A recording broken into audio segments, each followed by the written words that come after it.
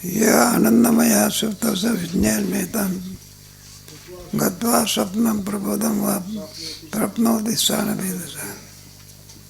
तेव्हा हे चाललेलं आहे. 3 प्रकारचे आनंद म्हणून सांगितले 88 श्लोकामध्ये. विषय आनंद, वासनानंद आणि ब्रह्मानंद. सुषुप्तीमध्ये जो आनंद बघतो तो कोणता आहे? झोपेमध्ये आनंद बघतो तो ब्रह्मानंद आहे. आणि झोपून उठल्यानंतर काही काळपर्यंत त्याला वासनानंद म्हणतात. आणि जेवायला बसल्यानंतर पदार्थ वाचून होते तो विषयानंद आहे. असं आहे की द्वादशी आहे ते. नाही ते आमच्या वेळेला बोरकरांच्या तिथे पडत होता. ते देवीदास धर्मशाळेनं तिथे प्रत्येकाच्या द्वादशा वाटल्या असायच्या. आपापल्या द्वादशीला त्या माणसाने म्हणजे काय करायचे, आमटी भाजी तर करायची कुठेही ते, आणि लाडूचे टोपल्याचे टोपली भरून दुसरीकडून जेवायला जायचं म्हटल्यानंतर म्हणा, अरे मला लाडू खायचा आहे का? म्हटलं देवीदास धर्मशाळा. आता जिकडे तिकडे इतकं आता खूप सुधारणा झालेली आहे. आता आळंदीतला कोणताही कसाही माणूस उपाशी मारत हे कोणाचं ऐश्वर्य आहे? ज्ञानेश्वर. मग 3 प्रकारचे आनंद सांगितलेले आहे. आणि या 2 प्रकारच्या आनंदाला कोणता आनंद प्रसूत असतो? हे बघ, विषयानंद आणि वासनानंद याला उत्पन्न करणारा ब्रह्मानंद. ब्रह्मानंद आहे म्हणूनच वासनानंद आणि विषयानंद आहे. आम्ही आपल्या मनाने सांगितलं की वेदाने सांगितलं आहे म्हणून सांगितलं. हे पाहिजे श्रुती युक्ती अनुभूती स्वचिदात्मके ब्रह्मानंदे सुषुप्तिकाले सिद्धे सद्धाचे. सुषुप्तिकाले म्हणजे झोपेमध्ये असलेला जो ब्रह्मानंद आहे, याचे आणि श्रुती वगैरे याच्यातून त्याचं वर्णन केलेलं आहे. या आनंदमय आसक्त विज्ञानमय आत्मतां गत्वा स्वप्नं प्रबोधं प्राप्नोति स्थानं. या आनंदमय आसक्त सुषुप्तीमध्ये कोणता कोश आहे? आनंदमय कोश आहे. कोणत्या अवस्थेमध्ये? म्हणजे झोपेमध्ये आपल्याला जो आनंद आहे त्याला आनंदमय कोश आहे. अज्ञान त्याला आनंदमय. हल्ली हा जो कोश आहे त्याला अन्नमय कोश म्हणजे काम क्रोध वगैरे आधी अन्नमय, प्राणमय, मनोमय, विज्ञानमय. आणि शेवटचा कोणता? आनंदमय कोश. 5 कोश आहे ना. 5 कोशाने त्या विचारसागरामध्ये किंवा पंचदशीच्या 3ऱ्या प्रकरणामध्ये कोशाचा विचार केला. विज्ञानमयचा जो आनंदमय कोश आहे तोच जागृतीमध्ये विज्ञानमय कोश होतो. बरं का? कारणरूपाने आहे म्हणून त्याला आनंदमय कोश म्हणतात, आणि कर्मरूपाने आहे म्हणून तो विज्ञानमय. नाहीतर बा सुषुप्तीमध्ये कोणता कोश आहे? आनंदमय कोश.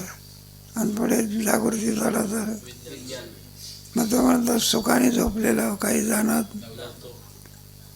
मग आता विज्ञानमय तर तिथं नाही आहे का नाही? कोणता कोश आहे? स्मरण नाही का? अनुभव कोणी घेतला? आनंदमयाने. स्मरण कोणाला झालं? मग ते भलतंच झालं की आहे का नाही? रोग आहे कशाला म्हणते म्हशीला इंजेक्शन देतो. अनुभव कोणाला आहे? आनंदमयाला. स्मरण कोणाला आहे? आता ज्याला अनुभव असतो त्यालाच काय ते म्हटलं तुमचं विचित्र शास्त्र आहे की? तर म्हटलं तसं नाही. जो आनंदमय आहे तोच जागृतीमध्ये होतो. ज्याने बालगंधर्व स्त्रीचं पार्ट घेतलेलं आहे, नाटक संपलं म्हणजे तोच कोण होतो? माणूस होतो. तो अरे मी कोण होता? बाई आता कोण? तर दिलेलं आहे. म्हणायचे आनंदमय आसक्त विज्ञानमय आत्मता. तोच विज्ञानमय होत असतो. गत्वा स्वप्नं प्रबोधं प्राप्नोति स्थानः. अशा 3 अवस्था आहे. गत्वा प्रबोधं, पुढे स्वप्नं प्रबोधं स्थानभेदः. स्वप्नावस्था तिचं स्थान कोणतं? त्याचप्रमाणे आहे ना, जागृती अवस्थेचं स्थान कोणतं आणि सुषुप्ती अवस्थेचं स्थान कोणतं. स्थानभेदाने या 3 अवस्था झालेल्या आहे.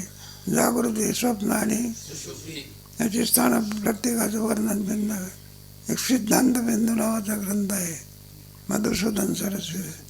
न जागरण न सुषुप्ती चिदानंद रूप भूमीर न तो यम न देशो न वायू. सुंदर त्याच्यामध्ये अवस्थाचं वर्णन केलं आहे. स्वप्नावस्था कधी होत असते, तिचं स्थान कोणतं.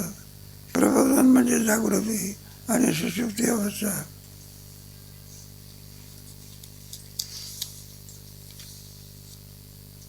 नेत्रे जागरण कंठे स्वप्न सुषुप्ती हृदय म्हणजे आणि अपादमस्तकम देहम व्यापी जागृती चेतना. नेत्रामध्ये ज्या वेळेला प्राण असतं त्यावेळेला कोणती अवस्था. जागृती. कंठामध्ये स्वप्न आणि हृदयामध्ये 3 स्थानं काय केलेली आहे. बरोबर 3 अवस्था आपल्याला प्राप्त होतात. जागृती, स्वप्न आणि त्यावेळेला प्राण कंठामध्ये असेल तर ते स्वप्न म्हणायचं, नेत्रामध्ये असेल तर, पण हृदयात असेल तर त्याला पादमस्तकम देहम व्याप्य जागृती चेतना एका अवस्थेचं वर्णन केलेलं आहे. हे बघ, जागरण अवस्था असलेला जरी नेत्रामध्ये आहे तरी सर्व शरीरामध्ये जाणीव होत असते. एखादा काटा आपल्याला पायाला रुतला, पायालाच वेदना होत असतात का सगळ्या भागाला होत असतात. त्याची व्याप्ती आहे. एखादा तवा असला आपण एका बाजूला अग्नी लावतो, मग तो तितकाच तलाव तापत असतो का सगळा तवा तापतो. म्हणून अपादमस्तकम व्याप्य. अपाद म्हणजे पायापासून तो. एखादा मनुष्य असताना तो म्हणला तू मला काय सांगतो जास्त, तुला पायापासून तो डोक्यापर्यंत ओळखतो. नाही म्हणा नकापासून तर शेंडीपर्यंत तुला जाणतो. शेवटचं स्थान कोणतं वाढण्याचं. शेंडी कशी वाढते, पुन्हा केसाला पाणी कोण घालता कोणा. आणि पायाचे काय वाढतात, दोन्ही निर्जीव आहे म्हणून तर कापले तरी काय होत नाही. आणि ते सोडतात कांठाला लागू देते. आपादमस्तकम अगदी पायापासून तो डोक्यापर्यंत देहम व्याप्य जागृतीचे. म्हणून त्यावेळेला जागरण नेत्रामध्ये सर्व शरीरामध्ये काय होतं, ज्ञान होतं. काटा एकाच ठिकाणी वस्तू पण सगळं शरीरात काय होतंय, म्हणजे त्याची व्याप्ती कशी असली पाहिजे. एका भागाला जर उष्णता असते पण सगळा तवा काय होतो, मग सर्वांना जाणीव असतो. आणखी पुन्हा आणखी स्वप्न, आणखी अवस्था आणि जागृती सांगितल्यानंतर स्वप्न अवस्था राहिली. पुढे कोणती नाही. सुषुप्ती अवस्था राहिली ना. स्वप्नाचा आणि सुषुप्तीचा विचार कधी करू मग. आज द्वादशी आहे ना, मग जागृतीचाच विचार.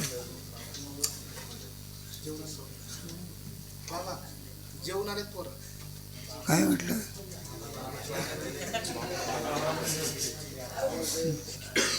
द्वादशी सोडली सर्वांनी. बरोबर. पुढे वाजले किती 11 वाजायला लागले. 10:30. अरे 12. 2 श्लोक आणखी म्हणतो. 92 श्लोक. देह तादात्म्य आपण तप्त पिंड आहे तो सुद्धा राम मनुष्य आहे ते निश्चित देह तिष्ठते. देह तादात्म्य आपण तप्त पिंड आहे तत्पदा. आपादमस्तकम देहम वाप्य जागृती चेतना. देह तादात्म्य आपण तप्त आहे पिंड. हे पहा, जागृती असते ती कशी असते, नखापासून तो शेंडीपर्यंत माणसाला संवेदना होत असतात. त्याला तादात्म्य. देह जागृतीमध्ये देहादी कशी काय असते आपलं तादात्म्य असतं. आपण कशाप्रमाणे तप्त पिंड आहे तत्पदा. एखादा लोखंडाचा गोळा असला अग्नी लावला म्हणजे लोक अग्नी एकाच बाजूला राहतो का सगळ्या ते कुंभाराच्या घरी सोनाराच्या घरी बघा तुम्ही लाल दिसत असतो बघा. आणि ते कारण त्या उष्णतेची व्याप्ती सर्व कारण ते लोखंडामध्ये होत असते. त्याप्रमाणे पिंड बदलतात. हा मनुष्य आहे निश्चित तिष्ठते. हा मनुष्य आहे जागृतीमध्ये स्वस्वरूपाचं ज्ञान आहे का मी मनुष्य असं ज्ञान आहे. साधं ज्ञान आहे का तादात्म्य ज्ञान आहे का ते. देह म्हणजे मी म्हणजे देह. देहाचे धर्म बरं का कायमचे घेतले जातात. जोपर्यंत ज्ञान होत नाही तोपर्यंत मी देह ही भ्रांती जात.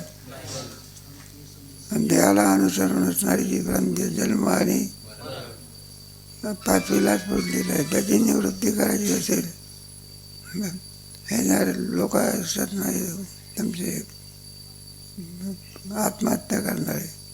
आत्महत्या करणे म्हणजे जन्मावर चुकतेचं कुठं सांगितलेलं आहे. उलट बरं का खालच्या योनीला प्राप्त आत्महत्या करून निमालातून निमताची नरका गेला. दिलेला देह आहे आणि तो देह ज्याचा उपयोग करता येऊ दे माणसाला याच्यापेक्षा वेडेपणा कोणता आहे. एक श्रीमान महाराज माणूस ऋषी माणूस तर आपल्या स्नानाला गेला. घाटावर कोण बसले होते भिकारी. मग त्या मुलीला वाटलं काय दुःख भोगतात बिचारे तसं. म्हणलं यांना दुःखातून निवृत्त होण्याकरता श्रीमंत केलं पाहिजे. काय केलं पाहिजे. श्रीमंताला गरिबीचं काय नसते. म्हणला श्रीमंत करून टाकू शक्ती आहे.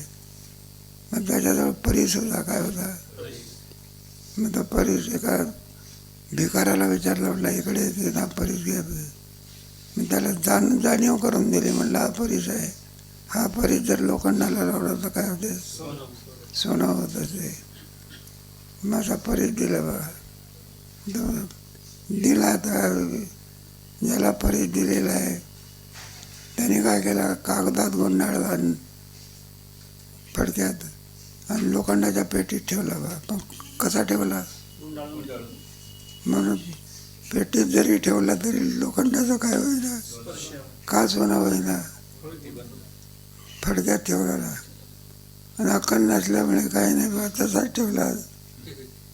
आणि जिथं जिथं लोखंड असायचं तिथं का म्हणला एवढ्या कसं इतकं महाग देता का. अरे महाग असलं तरी घ्यायला म्हणलं.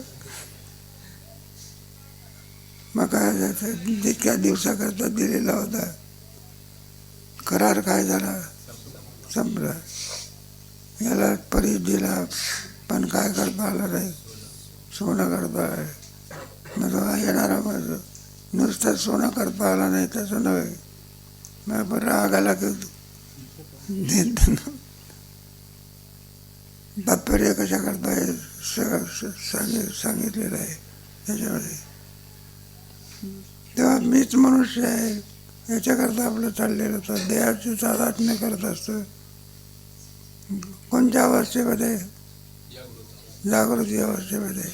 देह म्हणजेच मी म्हणजे देहाचे सगळे धर्म कोणाच्या ठिकाणी घेतो आपल्या ठिकाणी. देहाच्या धर्माने काय होतं मग नाही का. एखादा कपडा घातला असला आपण एखादा इजार घातलेला आहे. वास्तविक इजार आपल्याला काय आहे भिन्न आहे. पण त्या इजाराचे धर्म काय घेतो तादात्म्य घेतो. इकडून जात असताना थोडा जरी एखाद्या मोटरसायकल जायच्या वेळी चिखलाचा शिंतोडे लगेच मोटार करतो 2-4 हात मारतो का मला कळत नाही का कुठला सगळं पण. आता याला जे शिंतोडे लागले ते याला लागले का कपड्याला लागले. कपडा म्हणजे हा का कपड्याहून भिन्न. पण ते काय घेतलेलं आहे. मग दुःख जे आहे ते कशामुळे तर आणि तादात्म्य सुटणे यालाच मुक्त अवस्था. तुका म्हणे नाही अंतवर योग आहे. मग वेदांतशास्त्र काय घालवते तादात्म्य. काळ्याचा गोरा करते का जीवदशा त्याची जीवदशा काय करते. एक सहज चालेल तर तादात्म्य आपण ना असं म्हणून आहे. आणि तप्त पांडा आहे. एखाद्या लोखंडाच्या गोळ्यामध्ये जसा अग्नी शिरतो त्याप्रमाणे आणि हा मनुष्य आहे. किती लाख जरी सांगितलं त्याला तरी बुद्धी करते, आरूढ होऊ शकत नाही. मी कोण आहे? मनुष्यच आहे. ही भ्रांती आहे ना आपली. काय आहे? मग ब्रह्माचे वाक्य काय करत असे? मी देह या धर्माला काय करते? घालवते. आणि मग काय करत असे? मी ब्रह्म आहे ही वृत्ती राहत नाही. मग ही वृत्ती काय होते? काट्याने काटा काढला की काटा काय करते? मग हाही वृत्ती ही सुद्धा बाधकच आहे. साधं बौद्ध झाला, नुरून या ठेला ठाई तुमरा कापुराच्या वाती उजळल्या जाते. अग्नी काय करते? कापूर जाळून टाकतो. मग अग्नी काही थांबत असतो का? तरी सुद्धा काय होतं? अशा रीतीने ते प्रश्न आहे. पण पहिली अवस्था कोणती आहे? मी म्हणजे नाही का साधी एखाद्या माणसाने नाही का म्हणायचं नसते, पण नाव ऐकून ठेवायचं. तो मूर्ख आहे असं म्हटलं, मला मूर्ख म्हणतो का? बाजाबाजी पुढे नाही समजा गुद्दम होते. दृष्टांत आला आहे म्हणजे तसं आहे. हा मनुष्य आहे ती येऊन निश्चित ठेवा. मी मनुष्यच आहे. मैदान आमच्या इथलं वारकरी संप्रदायातलं आपल्या त्याची वारकरी शिक्षण संस्था आहे. याच्या या शिक्षणामुळे पैसा मिळवतो का? देहदादात मिळते. काय काय विचाराच्या योगाने वेदांतशास्त्र कशा करतात? जीवाला जीव न ठेवताना किम स्वरूप करायचं आहे? बरे आपला निश्चय आहे ना. कोणता निश्चय आहे? तुम्हाला ती सांगितली होती ना गोष्ट. म्हणून गोष्ट जात असे. पिलू आहे कोणाचं? सिंहाचं. पण समजते स्वतःला काय लाख जरी सांगितलं मला मी मेंढी आहे काय म्हणलं हे कोणा माझे जातबाई आहे ते सगळे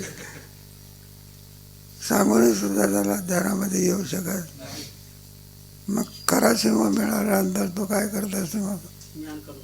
मग नसलेला सिंह करतो का? आहे त्याचं ज्ञान प्राप्ताची प्राप्ती याला म्हणतात वेदांत. परमार्थ म्हणायचा काय म्हणायचा? आणि अप्राप्ताची प्राप्ती त्याला संसार म्हणतात.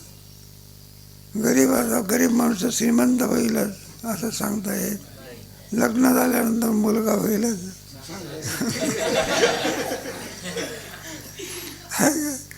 एवढा मोठा पंडित जवाहरलाल नेहरू एक मुलगीच होती